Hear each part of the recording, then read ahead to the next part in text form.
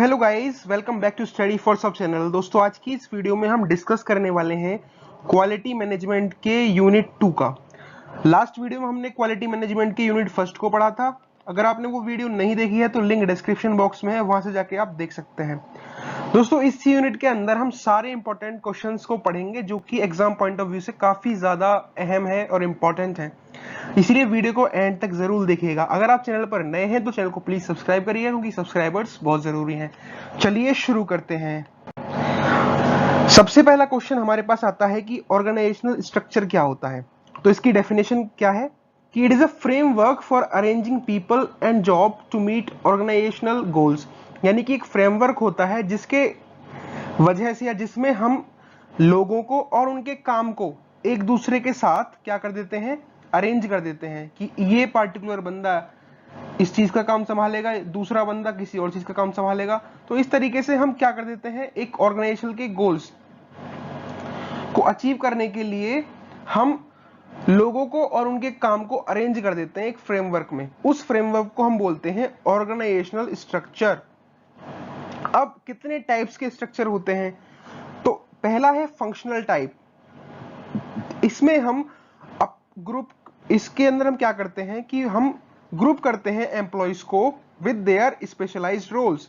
यानी कि मार्केटिंग वाला बंदा मार्केटिंग करेगा, ठीक है, फाइनेंस वाला बंदा फाइनेंस करेगा।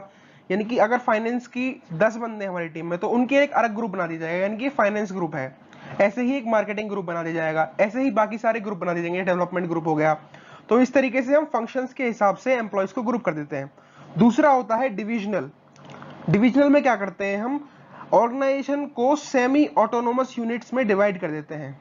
यानी कि हमारी एक बहुत बड़ी ऑर्गेनाइजेशन है, ठीक है, अब उसके सेमी ऑटोनोमस ग्रुप्स में हमने डिसाइड कर दिया कि ये पार्टिकुलर ग्रुप इस काम के लिए काम आएगा, ये पार्टिकुलर ग्रुप यहाँ रीजन वाले काम के लिए काम आएगा, ये पार्टिकुलर ग्रुप प्रोडक्ट लाइन के लिए काम आएगा। तो इस तरीके से हम डिवीजन कर देते हैं, ठीक है। तीसरा होता है मैट्रिक्स। इसमें हम फंक्शनल और डिविजनल दोनों को कंबाइन करके डुअल रिपोर्टिंग का काम करते हैं। फिर आता है फ्लैट, जिसमें हम हायरार्किकल लेवल्स बहुत कम होते हैं और ये एनकरेज करता है एम्प्लॉय के इन्वॉल्वमेंट को। ये सारे के सारे जो हम टाइप्स पढ़ रहे हैं ना, इनको हम एलाबोरेटरी पढ़ेंगे आगे इसी वीडियो के अंदर, तो घबराने वाली कोई बात नहीं। अगर यहां समझ नहीं आ रहा तो आप वीडियो में आगे जाके देखेंगे, आपको बेहतरीन तरीके से समझ में आएगा, ठीक है। अगला है नेटवर्क। ये डिसेंट्रलाइज्ड ग्रुप होता है और ये आउटसोर्सेज फंक्शंस के लिए काम आता है। आई होप आप टाइप समझ गए होंगे। अब बात करते हैं ऑर्गेनाइजेशनल स्ट्रक्चर के की कंपोनेंट्स की। तो की कंपोनेंट्स क्या है? वर्क स्पेशलाइजेशन, यानी कि हम टास्क का डिवीजन कर देते हैं सेपरेट जॉब्स में। अगला है डिपार्टमेंटलाइजेशन, यानी कि हम जॉब्स को ग्रुप कर देते हैं with the help of their function, product, geography या प्रोसेस। तो की कंपोनेंट्स क्या है भाई? ऑर्गेनाइजेशनल स्ट्रक्चर में हम वर्क स्पेशलाइजेशन करते हैं कि भाई ये पार्टिकुलर ग्रुप इस काम के लिए यूज होगा, या ये पार्टिकुलर ग्रुप इस का डिवीजन करने के बाद हमें ये पता चलेगा कि भाई अब हमारे पास 10 है कि एक बंदा डेवलपमेंट का काम देखेगा, एक फाइनेंस का काम देखेगा। इस तरीके से हमने डिवाइड कर दिया है, वर्क को स्पेशलाइज कर दिया है। दूसरा है डिपार्टमेंटलाइजेशन, कि हमने डिपार्टमेंट्स बना दिए हैं अलग अलग, finance department, development department, management department, इस तरीके से। अगला है चेन ऑफ कमांड, यानी कि लाइन ऑफ अथॉरिटी बना दी है कि अगर मैनेजर को दिक्कत आती है तो वो किसके पास जाएगा प्रॉब्लम को लेके, अगर असिस्टेंट मैनेजर को दिक्कत आती है तो वो किसके पास जाएगा। इस तरीके से हमने लाइन ऑफ कंट्रोल डिसाइड कर दिया है। अगला है स्पैन ऑफ कंट्रोल, यानी कि कितने नंबर ऑफ एम्प्लॉइज हैं सुपरवाइजर से जो मैनेज होंगे, ठीक है। अगला है हमारे पास सेंट्रलाइजेशन और डिसेंट्रलाइजेशन, यानी कि डिसीजन मेकिंग अथॉरिटी हम किस तरीके से बनाते हैं, ये भी ऑर्गेनाइजेशनल स्ट्रक्चर का एक की कंपोनेंट है। अगला है फॉर्मलाइजेशन, यानी कि हम किस एक्सटेंट तक किस बंदे के पास कितना रोल जाना चाहिए, या किस एक्सटेंट तक किसी भी पार्टिकुलर बंदे के पास एक ऑर्गेनाइजेशन के अंदर रिटर्न रोल्स या प्रोसीजर होने चाहिए या उसकी पावर होनी चाहिए, ये फॉर्मलाइजेशन होता है।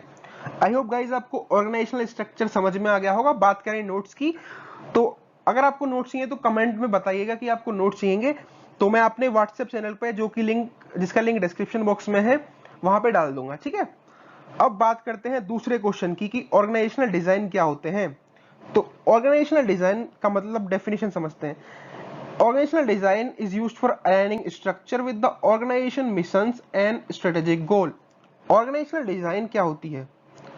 ये एक तरीका होता है जिससे हम ऑर्गेनाइजेशन के स्ट्रक्चर को अलाइन कर देते हैं ऑर्गेनाइजेशन की मिशन से और स्ट्रेटेजिक गोल से, यानी कि किस डिजाइन के अंदर हमारी ऑर्गेनाइजेशन बनेगी या किस डिजाइन का आर्किटेक्चर बनेगा, उस चीज को डिसाइड करती है हमारी ऑर्गेनाइजेशनल डिजाइन, जिसमें हम ऑर्गेनाइजेशन के मिशन और उसके गोल्स को अलाइन कर देते हैं।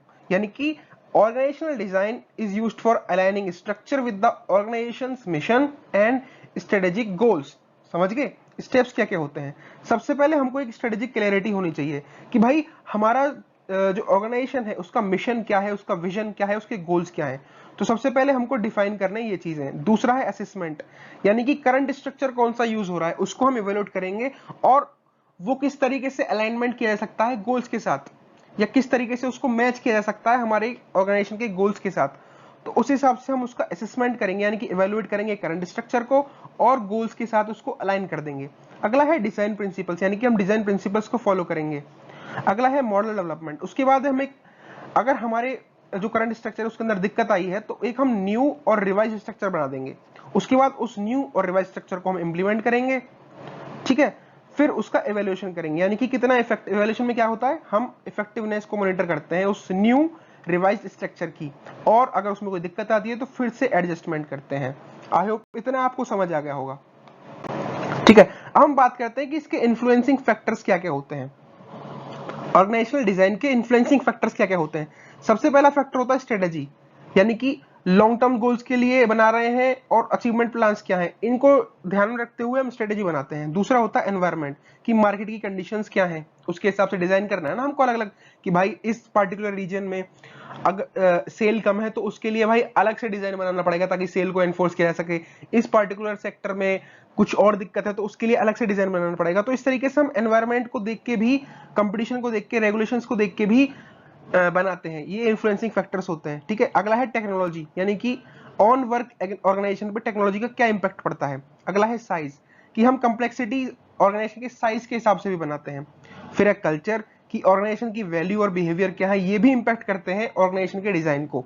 अगला है पीपल, यानी कि उस पार्टिकुलर वर्क फोर्स में, यानी कि उस पार्टिकुलर ऑर्गेनाइजेशन के वर्क फोर्स में किस तरीके के पीपल हैं, वो कितने स्किल्ड है, कितना कैसा एटीट्यूड है उनका, पॉजिटिव नेगेटिव, या वो वर्क प्रेशर आते ही डबाडोल हो जाते हैं। तो इस तरीके के फैक्टर्स होते हैं, ये इन्फ्लुएंस करते हैं। आई होप आप इतना समझ गए होंगे कि कौन कौन से इन्फ्लुएंसिंग फैक्टर्स होते हैं ऑर्गेनाइजेशनल डिजाइन में। Strategy, environment, technology, size, culture और पीपल्स, इतना समझ गए, ठीक है। अब बढ़ते हैं नेक्स्ट क्वेश्चन की तरफ। नेक्स्ट क्वेश्चन क्या है कि कौन कौन से स्टेप्स हैं जो हमको फॉलो करने हैं जब हम किसी भी ऑर्गेनाइजेशन को डिजाइन कर रहे हैं, ठीक है। ये हम वैसे पहले भी पढ़ चुके हैं पिछली स्लाइड में, लेकिन फिर से रिवाइज कर लेते हैं। तो पहली स्ट्रेटेजी में क्या करते हैं कि हम स्ट्रेटेजिक ऑब्जेक्टिव्स को डिफाइन कर लेते हैं। क्या कर लेते हैं, हम स्ट्रेटेजिक ऑब्जेक्टिव्स को डिफाइन कर लेते हैं। इसमें हम क्या करते हैं, मिशन को क्लैरिफाई करते हैं, विजन्स को क्लैरिफाई करते हैं और गोल्स को क्लैरिफाई करते हैं कि भाई हमको अपनी ऑर्गेनाइजेशन के लिए डिजाइन बनाना है। तो डिजाइन क्यों बनाना है, सबसे पहले तो हमको क्या करना है, उसी चीज को क्लैरिफाई करना है कि हमारा मिशन क्या है, कंपनी का मिशन क्या है, उसका विजन क्या है और उसका गोल्स क्या है।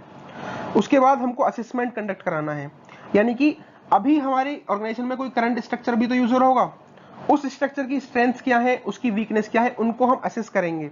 उसके बाद फिर हम देखेंगे कि कहां पे वीकनेस है, उन गैप्स को आइडेंटिफाई करके वहां पे इंप्रूवमेंट करेंगे। उसके बाद तीसरा है कि डिजाइन प्रिंसिपल्स को डेवलप करेंगे, यानी कि हमको गाइडिंग प्रिंसिपल डेवलप करने हैं, जैसे कि कस्टमर फोकस, एफिशिएंसी वगैरह। ये प्रिंसिपल होना चाहिए हर ऑर्गेनाइजेशन का कि भाई हम किसके लिए काम कर रहे हैं, हम बेसिकली कस्टमर के लिए ही तो काम कर रहे हैं। तो कस्टमर को के लिए काम कर रहे हैं तो एफिशिएंसी होनी चाहिए हमारे अंदर, कस्टमर फोकस्ड होना चाहिए हमारा पूरा का पूरा कंपनी का एनवायरनमेंट। तो ये हमारे लिए डिजाइन प्रिंसिपल्स होते हैं, गाइडिंग प्रिंसिपल्स होते हैं।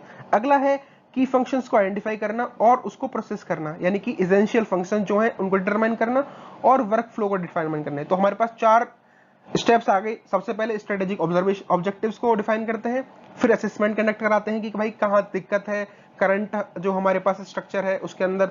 उसके बाद हम डिजाइन प्रिंसिपल्स को डिजाइन करते हैं, डेवलप करते हैं, फिर की फंक्शंस को आइडेंटिफाई करते हैं और प्रोसेसेस बनाते हैं, ठीक है। उसके बाद क्या करते हैं, उसके बाद करते हैं ऑर्गेनाइजेशनल स्ट्रक्चर को चूज। अब हमने सारी कमियां निकाल ली, सारी चीजें देख ली अपने करंट स्ट्रक्चर में, ठीक है। अब हम उसके बाद एक ऑर्गेनाइजेशनल स्ट्रक्चर को चूज करते हैं कि हमको फंक्शनल स्ट्रक्चर बनाना है, डिविजनल बनाना है, मैट्रिक्स बनाना है, फ्लैट बनाना है या नेटवर्क बनाना है। अब इसको चूज करने के बाद हमको रोल्स और रेस्पॉन्सिबिलिटीज को डिफाइन करना है कि किस पार्टिकुलर बंदे की क्या रोल होगा, क्या रेस्पॉन्सिबिलिटी होगी और उसका रिपोर्टिंग लाइंस क्या होंगी। ये सब हमने डिफाइन कर दिया 6th स्टेप में। उसके बाद हमको कम्युनिकेशन चैनल्स डिजाइन करने हैं कि भाई अब जो हमारा असिस्टेंट मैनेजर है वो मैनेजर से कैसे बात करेगा, सुपरवाइजर कैसे बात करेगा दूसरे बंदे से या मैनेजर से।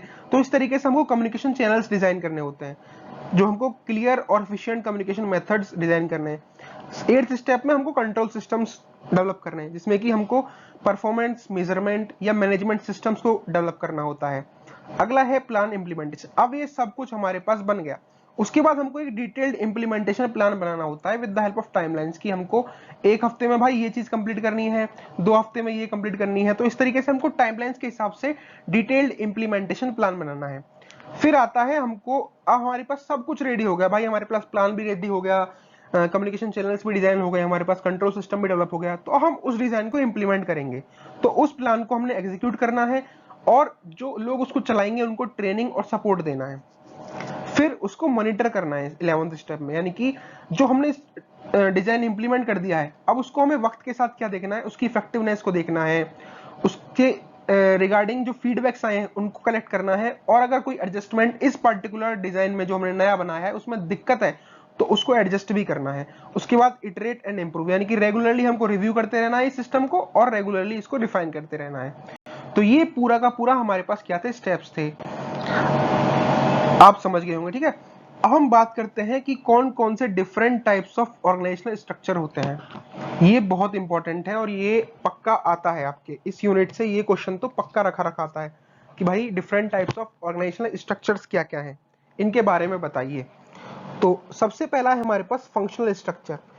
तो इसका डिस्क्रिप्शन कहता है कि ऑर्गेनाइजेशन की जो एम्प्लॉइज हैं उनको उनके फंक्शन के बेसिस पे रोल्स डिसाइड किए जाते हैं ऑर्गेनाइजेशन के अंदर। फंक्शनल स्ट्रक्चर में, फंक्शनल स्ट्रक्चर में क्या होता है कि जो एम्प्लॉइज हमारे एक ऑर्गेनाइजेशन के अंदर काम कर रहे हैं उनको उनके फंक्शंस और रेस्पॉन्सिबिलिटीज के बेस्ड पे उनके रोल्स डिसाइड करके एक फंक्शनल स्ट्रक्चर बनाया जाता है। इसके एडवांटेजेस क्या है, इसमें हायरार्की क्लियर होती है, स्किल स्पेशलाइजेशन होती है और एफिशिएंट टास्क मैनेजमेंट होता है। ये इसका एडवांटेज है फंक्शनल स्ट्रक्चर का।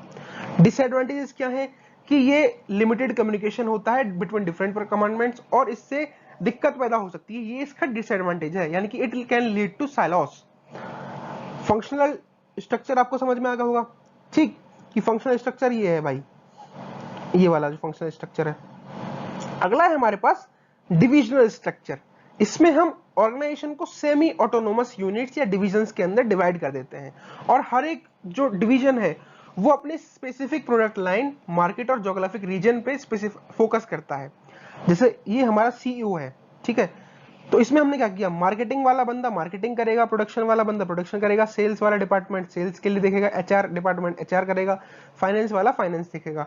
तो इसमें हमने डिवाइड कर दिया, सॉरी ये तो फंक्शनल है। अब हमने इसमें डिवीजन वाला ये है कि रीजन ए हो गया, रीजन बी हो गया, रीजन सी हो गया, ये पार्टिकुलर रीजन का बंदा में और फंक्शनल डिपार्टमेंट्स आ गए, इस पार्टिकुलर रीजन में दूसरे फंक्शनल डिपार्टमेंट आ गए, इस पार्टिकुलर रीजन में दूसरे फंक्शनल डिपार्टमेंट आ गए। तो ये डिविजनल है और ये हमारा फंक्शनल है।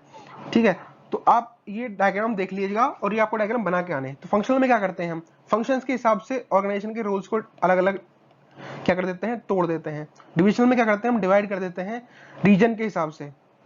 ठीक है, इसके एडवांटेजेस क्या हैं डिविजनल स्ट्रक्चर के, इसमें स्ट्रेटेजी फोकस होती है, ये बेटर अलाइनमेंट देता है मार्केट की नीड्स के हिसाब से और अकाउंटेबिलिटी इसके अंदर होती है। डिसएडवांटेज क्या है, इसमें डुप्लीकेशन हो सकता है रिसोर्सेज का, डिविजनल कंपटीशन के लिए पोटेंशियल नहीं है इसके अंदर ज्यादा और ये लेस एफिशिएंट होता है।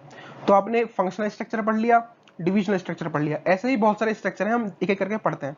ठीक है, तो फंक्शनल और डिविजनल अपने समझ में आ गया होगा कि फंक्शनल में क्या कर रहे हैं, हम एक पार्टिकुलर ऑर्गेनाइजेशन के एम्प्लॉयज को उनके फंक्शन के बेसिस पे डिवाइड कर दे रहे हैं, जैसे कि मार्केटिंग वाले मार्केटिंग करेंगे, प्रोडक्शन वाले प्रोडक्शन करेंगे, एक्सेट्रा एक्सेट्रा। लेकिन डिवीजन में क्या करते हैं हम, डिवीजन यानी कि हरियाणा के अलग डिवीजन बन गई, ठीक है जी, और कर्नाटक की अलग डिवीजन बन गई, यूपी की अलग, पंजाब की अलग, इस तरीके से बना देते हैं। अगला है हमारे पास मैट्रिक्स स्ट्रक्चर। मैट्रिक्स स्ट्रक्चर में क्या करते हैं हम, फंक्शनल और डिविजनल स्ट्रक्चर्स को कंबाइन कर देते हैं, यानी कि F प्लस D को हमने कंबाइन कर दिया, उसको हमने मैट्रिक्स स्ट्रक्चर बोला है। और इसमें जो एम्प्लॉयज होते हैं वो बोथ फंक्शनल मैनेजर को भी रिपोर्ट करते हैं और प्रोडक्ट मैनेजर को भी रिपोर्ट करते हैं, जैसे कि सीईओ है भाई। अब यहाँ पे तो हो गया ये फंक्शनल आर्किटेक्चर, ठीक है। अब एक प्रोडक्ट मैनेजर ये है, जो मार्केटिंग वाले भी इसको वो करेंगे, प्रोडक्शन वाले भी करेंगे, सेल्स वाले भी करेंगे, एचआर वाले भी करेंगे, फाइनेंस वाले भी करेंगे, प्रोडक्शन मैनेजर बी को भी मार्केटिंग वाले करेंगे। तो इसमें क्या कर दिया हमने, फंक्शनल और डिविजनल आर्किटेक्चर को कंबाइन कर दिया। और यहाँ पे जो एम्प्लॉयज है वो फंक्शनल मैनेजर और प्रोडक्ट मैनेजर दोनों को ही क्या करेंगे, रिपोर्ट करेंगे। इसके एडवांटेजेस क्या है, ये फ्लेक्सिबल होता है, इसमें डिसीजन मेकिंग बैलेंस्ड होती है और इसमें रिसोर्सेज का एफिशिएंट यूज किया जा सकता है। डिसएडवांटेज ये है कि इसमें कॉम्प्लेक्सिटी बहुत आती है, कन्फ्लिक्ट्स आ सकते हैं, ड्यूअल अथॉरिटी इश्यूज होते हैं, क्योंकि फंक्शनल मैनेजर को भी रिपोर्ट करना होता है और प्रोडक्ट मैनेजर को भी रिपोर्ट करना होता है एम्प्लॉयज के द्वारा। तो ये मैट्रिक्स आर्किटेक्चर है, इसका डायग्राम आप बना के आना। और यार जब भी कोई क्वेश्चन आप सॉल्व करो ना, तो अगर उसमें डायग्राम बना सकते हो तो प्लीज बना के आना, ये आपके मार्क्स को एनहेंस करेगा, ठीक है। बढ़ते हैं नेक्स्ट क्वेश्चन की तरफ। नेक्स्ट क्वेश्चन क्या कह रहा है, फ्लैट आर्किटेक्चर, फ्लैट स्ट्रक्चर। तो इसमें फ्यू और नो लेवल होते हैं मिडिल मैनेजमेंट के, ठीक है, बिटवीन स्टाफ एंड एग्जीक्यूटिव्स। तो flat structure is a structure which has few or no level of middle management between staff and executive, यानी कि स्टाफ और एग्जीक्यूटिव के बीच में कोई भी मिडिल मैनेजमेंट नहीं होता है फ्लैट स्ट्रक्चर में। जैसे मैनेजर है, उसके बीच में कोई भी मैनेजमेंट नहीं है कि मैनेजर से असिस्टेंट मैनेजर बीच में हो या कोई और हो। इसमें मैनेजर डायरेक्टली एम्प्लॉयज से बात कर सकता है, एम्प्लॉयज डायरेक्टली मैनेजर से बात कर सकते हैं। इसके एडवांटेजेस क्या होते हैं कि इसमें कोई डिसीजन मेकिंग में दिक्कत नहीं आती है, फास्टर डिसीजन मेकिंग होता है, बेटर कम्युनिकेशन होता है, एम्प्लॉय का इन्वॉल्वमेंट इंक्रीज हो जाता है, क्योंकि भाई पर्टिकुलर कंपनी जो होती है उसमें क्या होता है, मैनेजर होता है, फिर असिस्टेंट मैनेजर होता है, इस तरीके से अलग अलग हायरार्की होती है और एम्प्लॉय लास्ट में होता है। तो एम्प्लॉय को अगर कोई भी बात मैनेजर तक पहुंचानी है तो सबसे पहले वो क्या करेगा भाई, अपनी हायरार्की में देखा कि इस वाले बंदे से बात करनी है, फिर ए से बी पे जाएगा, फिर बी से असिस्टेंट मैनेजर पे जाएगा, फिर मैनेजर पे जाएगा, और इसमें दिक्कत आती है। लेकिन फ्लैट स्ट्रक्चर में क्या करते हैं कि एम्प्लॉय और मैनेजर के बीच में कोई भी तीसरा बंदा नहीं होता है। तो इसका एडवांटेज ये है कि डिसीजन मेकिंग फास्ट हो जाती है, कम्युनिकेशन अच्छी रहती है, एम्प्लॉय का एनवायरनमेंट अच्छा होता है। डिसएडवांटेज ये है कि कभी कभी क्लियर रोल्स जो है उनका लैक होता है, पावर स्ट्रक्चर का पोटेंशियल होता है और ये काओटिक हो सकता है कभी कभी किसी सिचुएशन में। तो ये डायग्राम बना के आना, ठीक। अगला है हमारे पास हायरार्किकल स्ट्रक्चर। तो इसमें एक ट्रेडिशनल मॉडल होता है जिसमें clear chain of command from top to bottom रखी जाती है। Hierarchical structure is a traditional model with a clear chain of command from top to bottom, यानी कि इसमें एक chain of command from top to bottom आती है कि बोर्ड ऑफ डायरेक्टर सबसे बड़ा होता है, सीईओ उससे नीचे रहेगा, सीईओ के नीचे फिर हमारे पास प्रोडक्ट मैनेजर्स रहेंगे, मार्केटिंग मैनेजर रहेंगे या एचआर मैनेजर रहेंगे। अब इस प्रोडक्ट मैनेजर के पास अलग एम्प्लॉयज रहेंगे, मार्केटिंग वाले के पास अलग एम्प्लॉयज रहेंगे, एचआर मैनेजर के पास अलग एम्प्लॉयज रहेंगे। तो इसमें हमने एक हायरार्की बना दी कि अगर हमारे पास इस पार्टिकुलर ऑर्गेनाइजेशन के एम्प्लॉय को कुछ काम करनी है तो वो अपने ही एचआर से बात करेगा, ठीक है, या इस पार्टिकुलर एम्प्लॉय को बात करनी है किसी चीज के रिकॉर्डिंग तो वो मार्केटिंग मैनेजर से बात करेगा, तब वो मार्केटिंग मैनेजर सीईओ के पास जाएगा और सीईओ फिर बोर्ड डायरेक्टर के पास जाएंगे।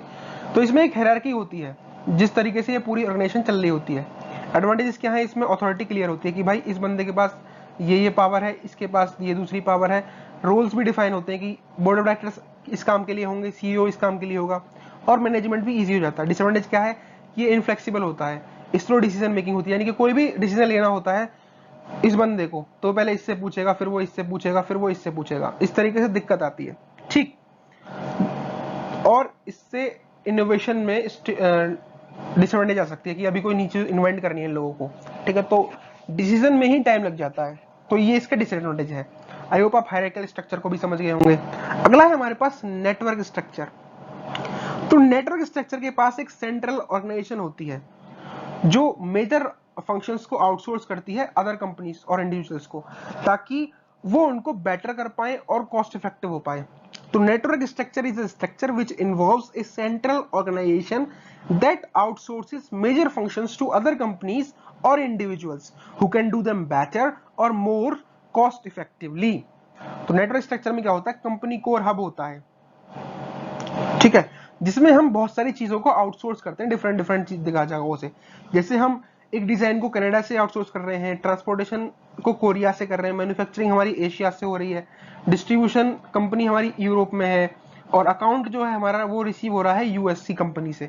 तो इसमें एक हमारे पास एक सेंट्रल ऑर्गेनाइजेशन है जो डिफरेंट डिफरेंट जगहों से डिफरेंट डिफरेंट मेजर फंक्शंस को आउटसोर्स कर रहे हैं। इसके एडवांटेजेस क्या है? इसमें फ्लेक्सिबिलिटी होती है, कॉस्ट एफिशिएंसी होती है और कोर एक्टिविटीज पे फोकस किया जा सकता है। डिसएडवांटेज क्या है कि इसमें कंट्रोल का लॉस होता है, लॉस ऑफ कंट्रोल होता है। इसमें हम थर्ड पार्टीज के ऊपर रिलाई कर रहे होते हैं और कम्युनिकेशन इश्यूज आते हैं। ठीक, ये हमारा नेटवर्क आर्किटेक्चर है। डायग्राम इंपॉर्टेंट है यार, डायग्राम जरूर बना के आना। बढ़ते हैं नेक्स्ट क्वेश्चन की तरफ। अगली है हमारे पास टीम बेस्ड स्ट्रक्चर। तो team based structure is structure in which we create team that work on specific project और टास्क। टीम बेस्ड स्ट्रक्चर में हम टीम बेसिस पे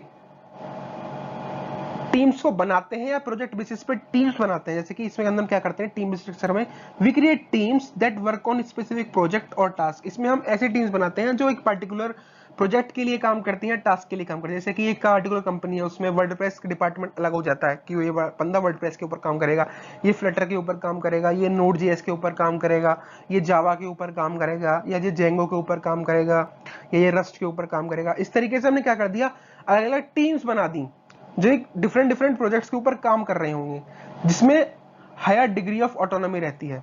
एडवांटेजेस क्या है? कोलैबोरेशन इंक्रीज होता है, डिसीजन मेकिंग फास्ट करता है और इनोवेशन के लिए स्पेस होता है टीम बेस्ड स्ट्रक्चर में। डिसएडवांटेज क्या है? इसमें कॉन्फ्लिक्ट आ सकता है कि दो टीममेट्स में आपस में दिक्कत हो सकती है, डुप्लीकेशन हो सकता है रिसोर्सेज का, डिपेंडेंसी हो सकती है एक दूसरे के ऊपर। जैसे ये सीईओ है, सीईओ ने 3 बंदे डिसाइड कर दिए अपने पास, एचआर मैनेजर, मार्केटिंग मैनेजर और प्रोडक्ट मैनेजर। प्रोडक्ट मैनेजर के पास एक टीम लीड 1 है, टीम लीड 1 है रोनी। इस तरीके से टीम लीड डिसाइड कर दी। तो ये टीम बेस्ड स्ट्रक्चर होती है, ठीक है, कि अलग अलग टीम्स काम कर रही हैं अलग अलग डिपार्टमेंट के नीचे। अगला है हमारे पास सर्कुलर आर्किटेक्चर। सर्कुलर आर्किटेक्चर में हम ये हमारे पास एक्स्ट्रा आर्किटेक्चर है जो हम पढ़ सकते हैं, ताकि अगर हमको वो याद ना आए तो हम इनको लिख के आ सकें, ठीक है। तो सर्कुलर आर्किटेक्चर होता है, सर्कुलर स्ट्रक्चर होता है, जिसमें हम circular structure is structure which uses a hierarchy but with executives at the center and spreading their vision outward in rings grouped by function। Circular architecture इस तरीके से काम करता है, ठीक है। ये हायरार्की तो होती है, लेकिन इसका जो एग्जीक्यूटिव रहेगा वो सेंटर में रहेगा, यहाँ पे रहेगा वो एग्जीक्यूटिव इसका सेंटर में।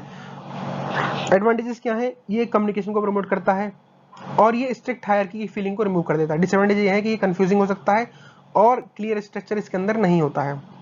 प्रोसेस बेस्ड स्ट्रक्चर की बात करें तो ये फोकस करता है end to end flow of different processes, ये प्रोसेस के ऊपर बेस्ड होता है।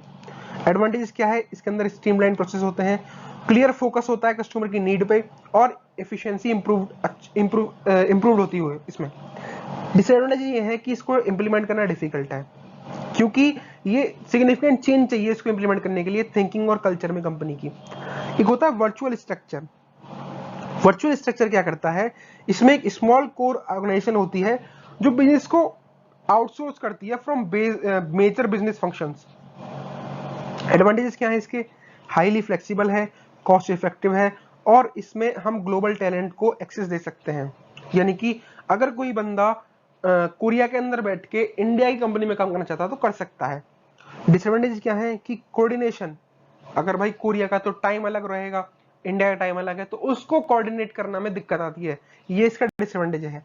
इसमें सिक्योरिटी इश्यूज होते हैं और ये टेक्नोलॉजी पर डिपेंड होता है, क्योंकि कोरिया वाला बंदा अगर इंडिया की कंपनी में काम करना चाहता तो उसके पास अच्छा इंटरनेट होना चाहिए ना, टेक्नोलॉजी का वहां पे बहुत यूज है, डिपेंडेंसी टेक्नोलॉजी पे बहुत ज्यादा है।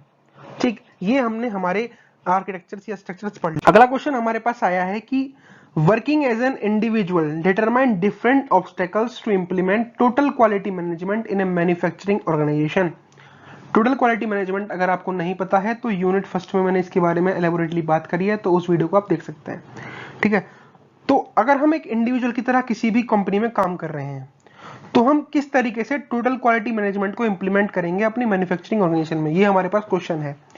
ये आपका एग्जाम में आ चुका है ये वाला क्वेश्चन, तो इसको ध्यान से समझिएगा। If you want to implement total quality management in a manufacturing unit as an individual, we have to face several obstacles। जैसे कि हमको रेजिस्टेंस टू चेंज को फेस करना पड़ेगा, यानी कि एम्प्लॉय जो होगा वो न्यू प्रैक्टिसेस को रेजिस्ट भी कर सकता है। दूसरा, हमको लीडरशिप सपोर्ट का लैक होगा। मतलब इस क्वेश्चन का मेन पूछने का मकसद यह है कि इसका मकसद ये है कि अगर आप एक इंडिविजुअल हैं जो चाहते हैं कि मैन्युफैक्चरिंग ऑर्गेनाइजेशन के अंदर टोटल क्वालिटी मैनेजमेंट कर पाए, लेकिन आप इंडिविजुअल हैं, तो इंडिविजुअली आपको करने में क्या क्या दिक्कत आ सकती है। तो पहली दिक्कत है कि रेजिस्टेंस टू चेंज आएगा, यानी कि एम्प्लॉयज जो होंगे वो न्यू प्रैक्टिसेस को अपनाने में रेजिस्ट करेंगे, यानी कि उसका विरोध करेंगे। दूसरा, लीडरशिप का सपोर्ट नहीं रहेगा, ठीक है, क्योंकि इसमें अगर लीडर्स आपकी हेल्प नहीं करेंगे तो प्रोग्रेस हिंडर हो जाएगी, यानी कि प्रोग्रेस रुक जाएगी। इसमें तीसरा हमारे पास जो दिक्कत आ सकती है वो है इनसफिशिएंट रिसोर्सेज की, क्योंकि टोटल क्वालिटी मैनेजमेंट इन्वेस्टमेंट मांगती है और ट्रेनिंग मांगती है। अगला है हमारे पास पुअर ऑर्गेनाइजेशनल कल्चर की वजह से दिक्कत आ सकती है, क्योंकि एक ऐसा कल्चर हो सकता है उस पर्टिकुलर ऑर्गेनाइजेशन के अंदर जो improvement hampers total quality management की, जो इंप्रूवमेंट हैम्पर्स है उनकी वैल्यू ही ना करे। अगला है साइलोस और लैक ऑफ कोलैबोरेशन आ सकता है।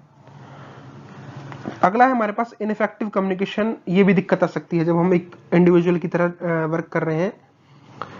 इनफेक्टिव कम्युनिकेशन में क्लियर कम्युनिकेशन जो होती है वो वाइटल होती है अगर हम टोटल क्वालिटी मैनेजमेंट किसी भी कंपनी के अंदर करना चाहते हैं, लेकिन अगर इफेक्टिव कम्युनिकेशन ही नहीं है तो फिर दिक्कत आ सकती है। अगला है मिडिल मैनेजमेंट से भी रेजिस्टेंस प्रोवाइड हो सकता है हमारे लिए, क्योंकि मिडिल मैनेजर चेंज को रेजिस्ट कर सकते हैं।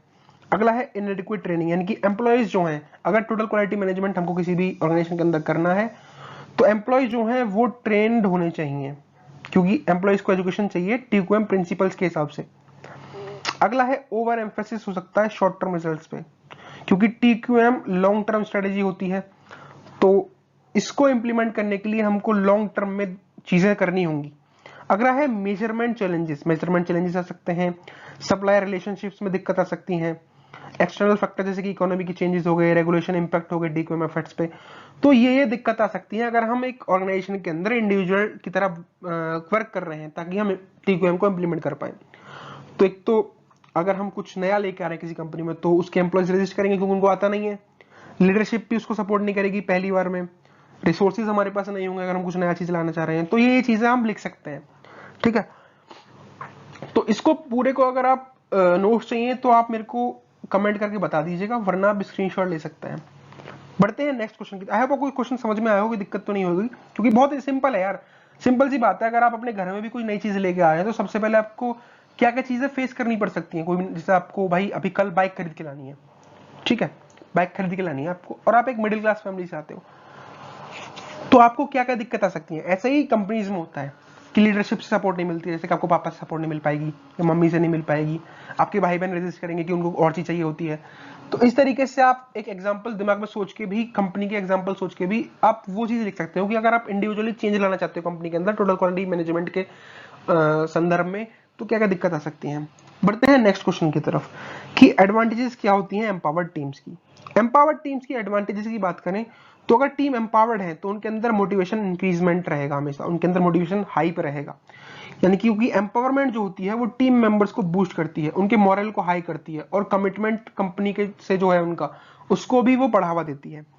डिसीजन मेकिंग फास्ट हो जाता है अगर हमारे पास एम्पावर्ड टीम्स है, क्योंकि टीम जो है वो डिसीजन प्रॉम्प्टली ले सकती हैं without waiting for approval. Problem solving better हो जाएगी, क्योंकि जब डिसीजन अच्छी तरीके से ले पाएंगे तो प्रॉब्लम सॉल्विंग ही बेटर हो जाती है अगर हमारे पास एम्पावर्ड टीम्स है। क्वालिटी इंप्रूव हो जाती है, क्योंकि ownership of standards enhances product और सर्विस क्वालिटी। कोलैबोरेशन एनहांस हो जाते हैं क्योंकि ओपन कम्युनिकेशन होती है, जब एम्पावर्ड टीम्स रहेंगी तो उनके अंदर ओपन कम्युनिकेशन रहेगी जिससे कि स्ट्रॉन्गर टीम वर्क रहेगा।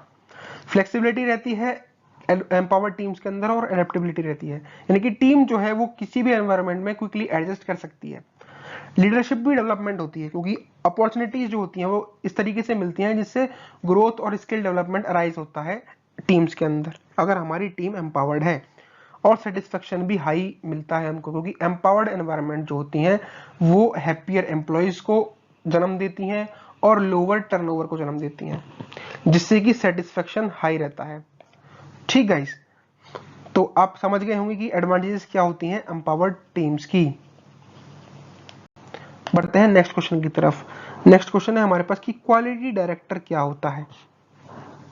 एक तो क्वालिटी डायरेक्टर एक सीनियर मैनेजमेंट होता है, तो quality director is a senior management role जो रिस्पॉन्सिबल होता है for overseeing and ensuring the quality of products और services within an organisation. तो क्वालिटी डायरेक्टर एक सीनियर मैनेजमेंट का बंदा होता है जिसका काम ही ये होता है कि वो प्रोडक्ट्स की क्वालिटी को चेक कर सके या प्रोडक्ट की सर्विसेज को चेक करे एक ऑर्गेनाइजेशन के अंदर। तो इसका ऑब्जेक्टिव क्या होता है, इसका ऑब्जेक्टिव होता है कि हम ऐसी स्ट्रेटजीज को डेवलप करें और इंप्लीमेंट करें, जिससे हमारी कंपनी के जो प्रोडक्ट है उसकी जो क्वालिटी है वो मेंटेन रह पाए, इंप्रूव हो पाए और कस्टमर की एक्सपेक्टेशंस के ऊपर खरा उतर पाए। ठीक है, इसके साथ साथ जो हमारे पास इंडस्ट्री के स्टैंडर्ड्स हैं और रेलेवेंट रेगुलेशंस हैं उस पार्टिकुलर प्रोडक्ट के रिगार्डिंग, वो भी मैच कर पाए। तो ये क्वालिटी डायरेक्टर होता है, इसका ये काम होता है। तो क्वालिटी डायरेक्टर जो होता है वो ट्रेनिंग भी देता है और ऑडिटिंग भी कराता है। ट्रेनिंग में क्या करता है, वो नीड्स को आइडेंटिफाई करता है, प्रोग्राम्स को डेवलप करता है और इफेक्टिवनेस को मॉनिटर करता है। ऑडिटिंग में वो प्लानिंग करता है, कंडक्ट करता है डिफरेंट ऑडिट्स को, और उससे क्या होता है, उससे कंपनी में उसे ये पता चलता है कि भाई हमारी कंपनी में इस प्रोडक्ट के अंदर ये कमी है और इसको हम इस तरीके से इंप्रूव कर सकते हैं। ठीक है, और ये जो हमारे पास क्वालिटी डायरेक्टर होता है वो क्वालिटी ऑब्जेक्टिव्स को टॉप मैनेजमेंट के साथ भी अलाइन कर सकता है, मिडिल मैनेजमेंट के साथ भी कास्केड कर सकता है और फ्रंट लाइन एम्प्लॉयज के साथ भी काम कर सकता है, जिससे कि क्रॉस फंक्शनल कोलैबोरेशन हो पाए और कंटिन्यूअस इंप्रूवमेंट हो पाए।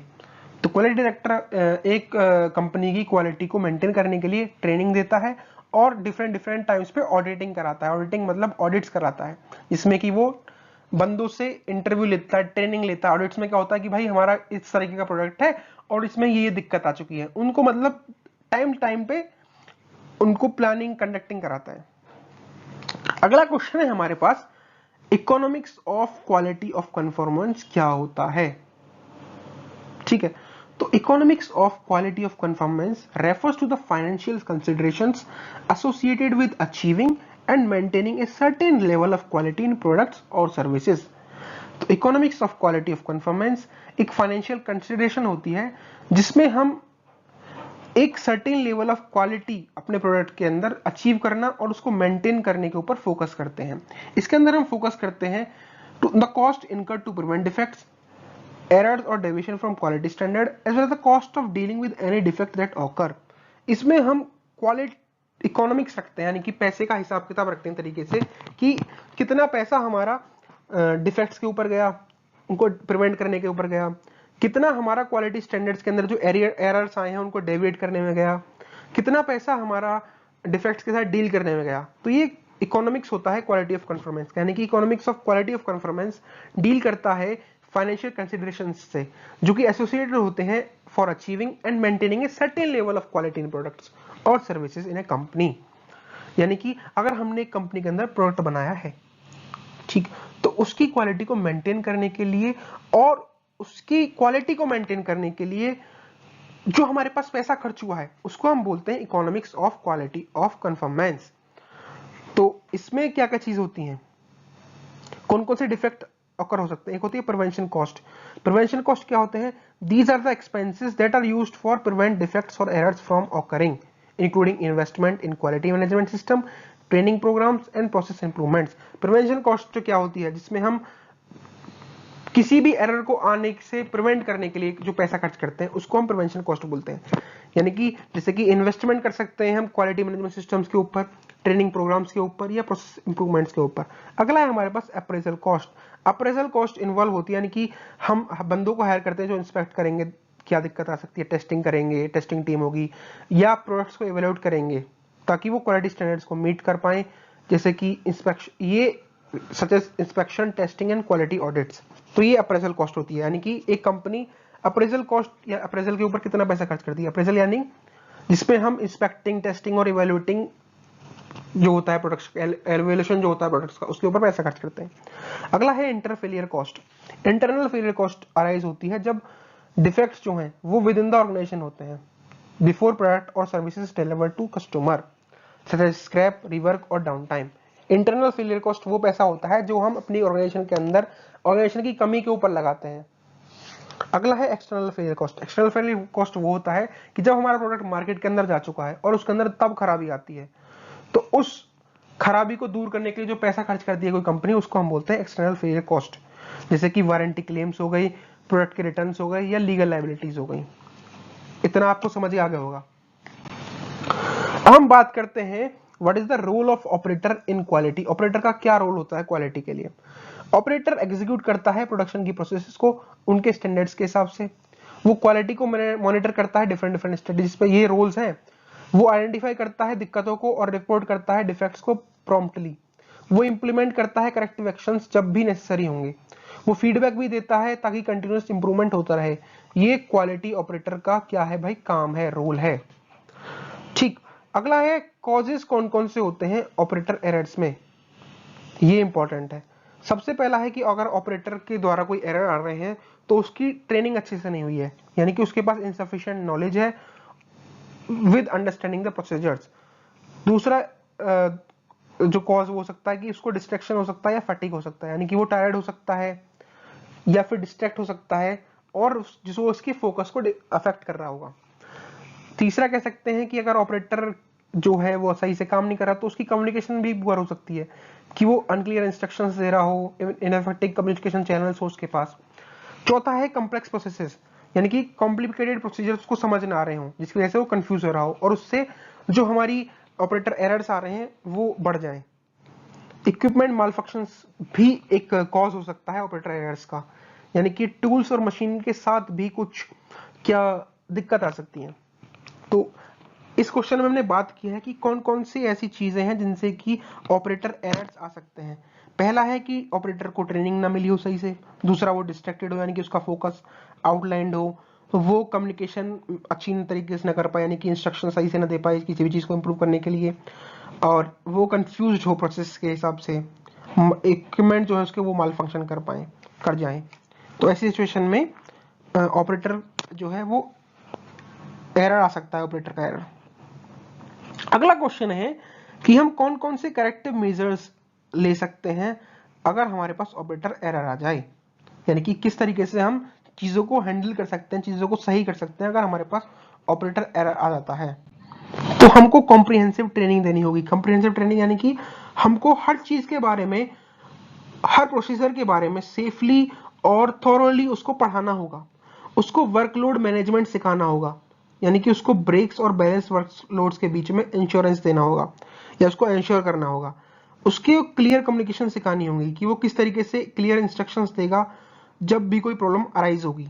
उसको प्रोसेस को सिंप्लीफाई करके बताना होगा ताकि उसके दिमाग में कोई कॉम्प्लेक्सिटी ना रह जाए।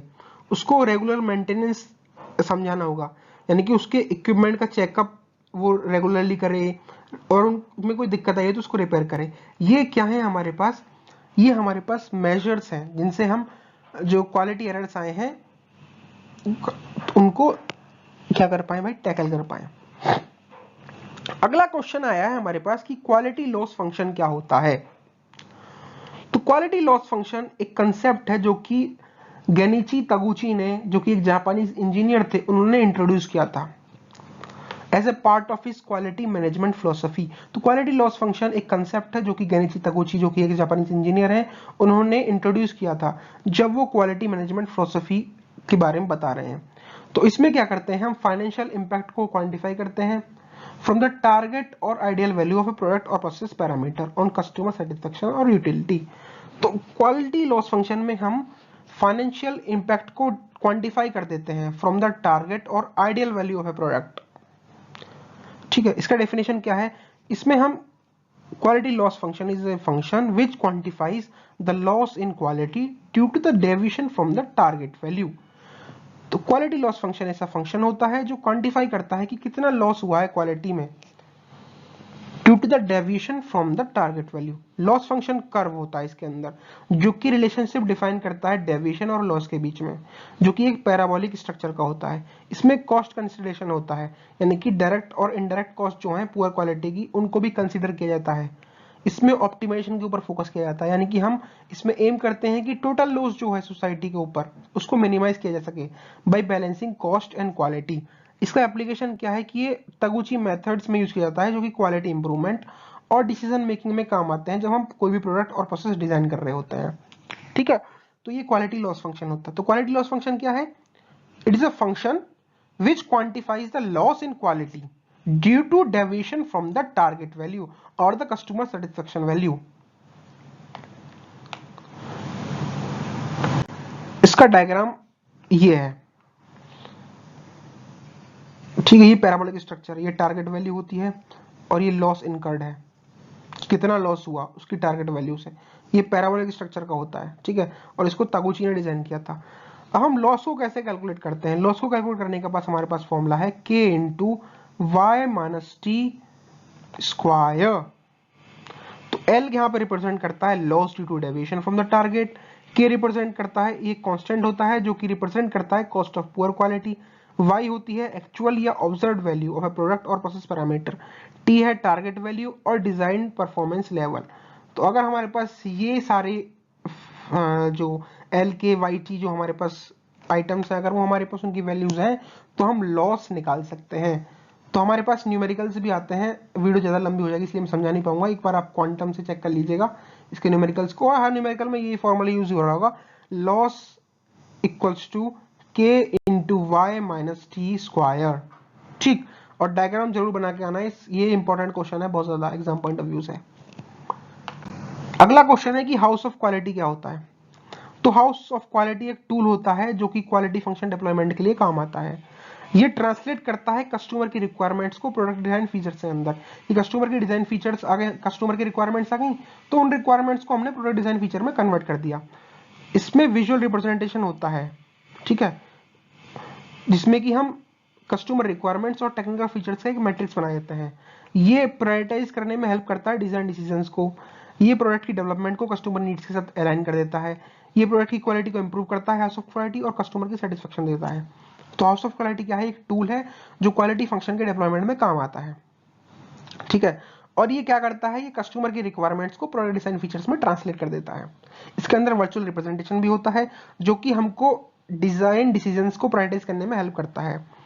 House of quality product development और कस्टमर नीड्स को भी अलाइन करता है, इसके साथ साथ प्रोडक्ट की क्वालिटी को इंप्रूव करता है और कस्टमर सेटिस्फेक्शन देता है। इतना आप याद रखिए। अब हम बात करते हैं कि कौन कौन से स्टेप्स होते हैं जो कि हम लेते हैं QFD हाउस को बनाने के लिए, उसकी कंस्ट्रक्शन करने के लिए कौन कौन से स्टेप्स को हम फॉलो करते हैं। तो क्वालिटी फंक्शन डेप्लॉयमेंट या हाउस ऑफ क्वालिटी क्या है? एक टूल होता है जो हम यूज करते हैं प्रोडक्ट डेवलपमेंट के अंदर, ताकि हम कस्टमर रिक्वायरमेंट्स को स्पेसिफिक टेक्निकल रिक्वायरमेंट्स में ट्रांसलेट कर पाए। ठीक, तो QFD क्या है? यानी कि quality function development house of quality एक टूल है जो हम यूज करते हैं प्रोडक्ट डेवलपमेंट में, जब हमको कस्टमर की रिक्वायरमेंट्स को एक स्पेसिफिक टेक्निकल रिक्वायरमेंट्स के अंदर ट्रांसलेट करना होता है। तो इसके कुछ स्टेप्स होते हैं, यानी कि QFD को कंस्ट्रक्ट करने के कुछ स्टेप्स होते हैं, उनको हम एक एक करके समझने वाले हैं। पहला स्टेप है कि हम कस्टमर की रिक्वायरमेंट्स को आइडेंटिफाई करते हैं। इसके अंदर हम क्या कर रहे होते हैं? कस्टमर की नीड्स को, उसके प्रेफरेंस को सर्वेस के थ्रू, इंटरव्यूज के थ्रू या मार्केट रिसर्च के थ्रू अंडरस्टैंड करते हैं, समझते हैं।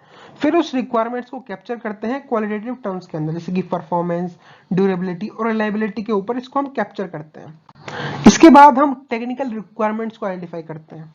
टेक्निकल रिक्वायरमेंट्स यानी हम स्पेसिफिक फीचर्स और कैरेक्टरिस्टिक्स जो है उस प्रोडक्ट के, उनको डिटरमाइन करते हैं ताकि कस्टमर की रिक्वायरमेंट्स को हम उससे मैच कर पाए। टेक्निकल रिक्वायरमेंट्स को एक्सप्रेस करते हैं मेजरेबल और क्वांटिफाइबल टर्म्स जैसे कि डायमेंशंस और मटेरियल्स। तीसरे स्टेप में हम हाउस कंस्ट्रक्ट करते हैं ऑफ क्वालिटी मैट्रिक्स। तो हम एक मैट्रिक्स क्रिएट करते हैं with customer requirements as rows and technical requirements as columns, और पॉपुलेट करते हैं मैट्रिक्स को विद न्यूमेरिकल वैल्यूज, जिसमें जो रिप्रेजेंट कर रही होती हैं importance of each technical requirement in meeting each customer requirement. यानी कि अब तीसरे स्टेप में हमने क्या कर दिया? एक मैट्रिक्स बना दिया कस्टमर की रिक्वायरमेंट। तो उस मैट्रिक्स में हमने क्या रखा? जो हमारे पास रोज रहेंगी वो तो रहेंगी कस्टमर की रिक्वायरमेंट्स, और कॉलम्स रहेंगे टेक्निकल रिक्वायरमेंट्स, उन कस्टमर रिक्वायरमेंट्स को मीट करने के लिए। ठीक है। चौथा है हमारे पास, हम रिलेशनशिप डिटरमाइन करते हैं बिटवीन रिक्वायरमेंट्स। तो इसकी स्टेप के अंदर हम क्या करते होते हैं? इस स्टेप के अंदर हम रिलेशनशिप एस्टैब्लिश करते हैं between customer and technical requirements with the help of discussion और ब्रेनस्टॉर्मिंग। इसके अंदर हम डिफरेंट डिफरेंट सिंबल्स का यूज करते हैं जो डिनोट करते हैं स्ट्रेंथ ऑफ रिलेशनशिप को, स्ट्रॉन्ग, मीडियम, वीक और नो कोरिलेशन। अब पांचवें स्टेप में जब हमने रिलेशनशिप डिटरमाइन कर दिया बिटवीन रिक्वायरमेंट्स, उसके बाद हम टेक्निकल रिक्वायरमेंट्स को प्रायोरिटाइज करते हैं, यानी कि हम असाइन करते हैं scores to technical requirements based on their importance and their correlation with customer requirements. ठीक है। तो हमने टेक्निकल रिक्वायरमेंट्स को प्रायोरिटाइज कर दिया कि ये जो टेक्निकल रिक्वायरमेंट है ये सबसे पहले हमको चाहिए। फिर हम टेक्निकल कोरिलेशन को आइडेंटिफाई करते हैं, यानी कि इसके अंदर हम अंडरस्टैंड करते हैं कि how changes to one technical requirement में इंपैक्ट अदर, कि कोरिलेशन को देखते हैं कि भाई इस पर्टिकुलर चीज के अंदर जो टेक्निकल रिक्वायरमेंट्स हैं, अगर हम इनको चेंज कर देते हैं तो ये दूसरी जगह का जो टेक्निकल रिक्वायरमेंट है उसके अंदर क्या इंपैक्ट पड़ेगा, तो इसको कोरिलेशन को आइडेंटिफाई करते हैं। फिर उसके बाद जब हम ये सारी चीज कर लेते हैं तो एक्शंस को डिप्लॉय करते हैं और टारगेट्स को डिप्लॉय करते हैं। यानी कि इसके अंदर हम डिफाइन करते हैं स्पेसिफिक एक्शंस और टारगेट्स को for each technical requirement based on prioritisation and correlation. तो ये जो एक्शंस हैं इनके अंदर डिजाइन मॉडिफिकेशन होनी चाहिए, प्रोसेस इंप्रूवमेंट होनी चाहिए और क्वालिटी कंट्रोल मेजर्स होने चाहिए। ये आप एक बार ना पढ़ना जरूर, एक बार आप खुद भी रीड कर लेना इसको, तो आपको बेहतर समझ में आएगा कि सबसे पहले हमने क्या लिया, कस्टमर की रिक्वायरमेंट को लिया, फिर हमने टेक्निकल रिक्वायरमेंट्स को देखा, फिर हमने उन दोनों चीजों को मिला करके एक क्वालिटी हाउस बना दिया, क्वालिटी मैट्रिक्स बना दिया। फिर उस क्वालिटी मैट्रिक्स में हमने रिलेशनशिप डिफाइन करा रिक्वायरमेंट्स के बीच में, फिर हमने टेक्निकल रिक्वायरमेंट्स को प्रायोरिटाइज करा, फिर उनके बीच का टेक्निकल कोरिलेशन निकाला और फिर हमने एक्शंस को डिप्लॉय कर दिया और टारगेट्स को मीट किया। ठीक है, जैसे ये इसका क्या है भाई, ये इसका डायग्राम है। ठीक है, इसको बना के जरूर आइएगा और यार प्लीज चैनल को सब्सक्राइब करिए क्योंकि सब्सक्राइबर्स बहुत जरूरी है भाई।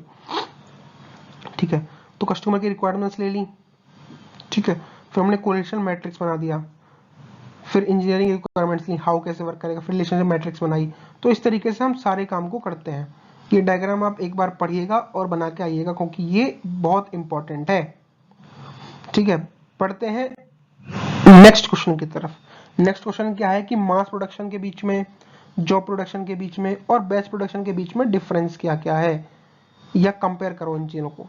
तो एस्पेक्ट, किस एस्पेक्ट पे हम कंपेयर करेंगे, ये तो इस कॉलम में दिया, ये मास प्रोडक्शन है, ये जॉब प्रोडक्शन है और बैच प्रोडक्शन है। अगर वॉल्यूम के हिसाब से बात करें तो मास प्रोडक्शन हाई होती है वॉल्यूम, जॉब प्रोडक्शन में लो से मीडियम तक वॉल्यूम हो सकती है और बैच प्रोडक्शन में मीडियम वॉल्यूम होती है। प्रोडक्ट टाइप की बात करें तो मास प्रोडक्शन के अंदर स्टैंडर्डाइज प्रोडक्ट बनता है, जॉब प्रोडक्शन के अंदर कस्टम मेड या यूनिक प्रोडक्ट बनता है और बैच प्रोडक्शन के अंदर प्रीडिफाइंड बैचेस वाला प्रोडक्ट बनता है। मास प्रोडक्शन के अंदर कंटिन्यूअस मैन्युफैक्चरिंग होती है, जॉब प्रोडक्शन के अंदर इंडिविजुअल मैन्युफैक्चरिंग होती है और बैच प्रोडक्शन के अंदर प्रीडिफाइंड क्वांटिटीज या बैचेस के अंदर मैन्युफैक्चरिंग होती है। मास प्रोडक्शन की फ्लेक्सिबिलिटी की बात करें तो लिमिटेड होती है, जॉब प्रोडक्शन में हाई फ्लेक्सिबिलिटी होती है और बैच प्रोडक्शन में मॉडरेट फ्लेक्सिबिलिटी होती है। मास प्रोडक्शन को सेटअप करने की कॉस्ट जो है वो हाई आती है, जॉब प्रोडक्शन को सेटअप करने की कॉस्ट भी हाई आती है, वहीं बैच प्रोडक्शन को सेटअप करने के लिए जो कॉस्ट है वो मॉडरेट आती है। बात करें यूनिट कॉस्ट की, यूनिट लगाने की, तो मास प्रोडक्शन के लिए लो आती है, जॉब प्रोडक्शन के लिए हाई आती है क्योंकि इसमें कस्टमाइजेशन करना पड़ता है और बैच प्रोडक्शन के लिए मॉडरेट आती है। मास प्रोडक्शन कहाँ कहाँ होता है, ऑटोमोबाइल्स के अंदर होता है, कंज्यूमर इलेक्ट्रॉनिक्स के अंदर होता है, जॉब प्रोडक्शन फर्नीचर के अंदर, कस्टम मेड क्लोथिंग के अंदर और बैच प्रोडक्शन होता है फूड प्रोसेसिंग या फार्मास्यूटिकल्स के अंदर। आई होप आप समझ गए होंगे इनके कंपैरिजन को। So thank you guys for watching the video, please subscribe क्योंकि सब्सक्राइबर्स बहुत जरूरी हैं। अगर आपने यूनिट फर्स्ट को नहीं देखा है तो लिंक डिस्क्रिप्शन बॉक्स में है, आप वहां से जाकर देख सकते हैं। और best of luck for your exam. कैसी लगी आपको ये वीडियो प्लीज कमेंट में जरूर बताइएगा। Thank you for watching the video. जय हिंद, जय भारत।